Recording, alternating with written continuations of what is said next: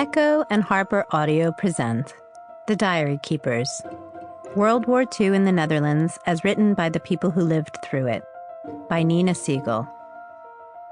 Read by Nina Siegal, Maggie-Meg Reed, Nan Mcnamara, Catherine Tabor, Jenna Lamia, Rob Shapiro, Mike Ortego, Robert Petkoff, Stephen J. Cohen, and Jim Meskimen.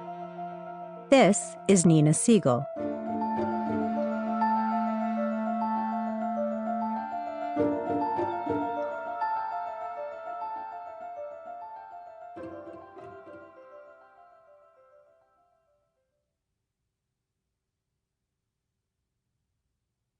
A note before we begin. For notes on the text, don't forget to download the accompanying enhancement PDF from your audiobook provider, or go directly to harpercollins.com/pages/The Diary Keepers. This book is dedicated to my grandfather Emmerich, my grandmother Elsbeta, my mother Marta, and all the Shafar and Roth family members we lost in the war. It is also dedicated to the next generation of our family, my nephews, Joseph and Cameron, and my daughter, Sonia.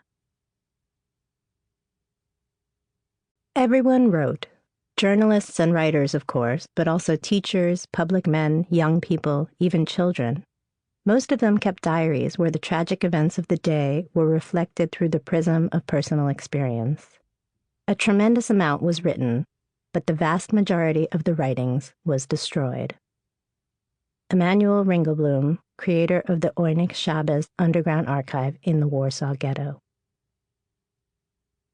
Nobody will ever tell the story, a story of 5 million personal tragedies, every one of which would fill a volume.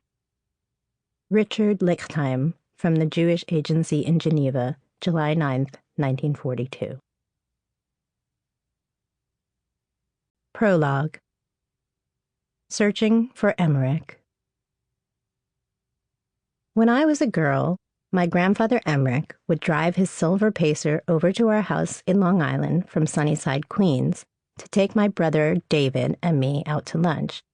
David's favorite spot was McDonald's on Northern Boulevard, and mine was Friendly's on our town's main street, a kind of all-purpose American diner with bouncy leather seats. We'd alternate.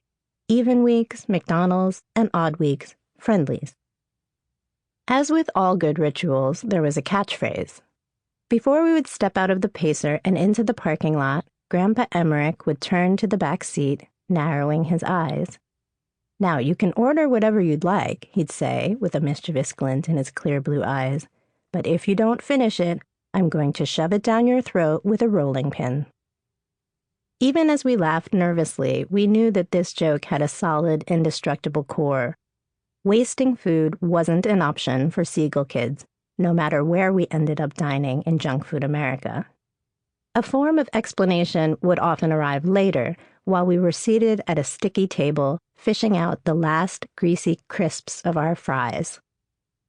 "When I was in the camps," Grandpa would start, "what followed might be a story about coveting a hunk of bread in his pocket for days and rationing it to himself over time to stave off hunger.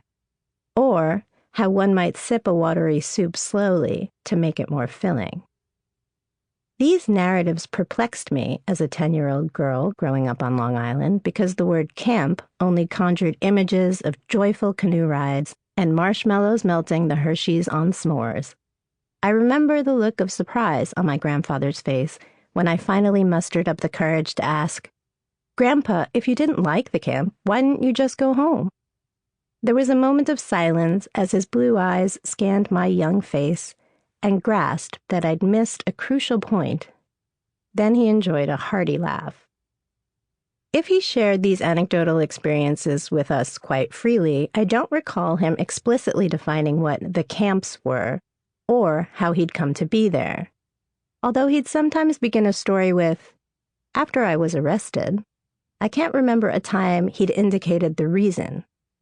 Somehow I understood implicitly that he had not committed a crime. Sample complete. Ready to continue?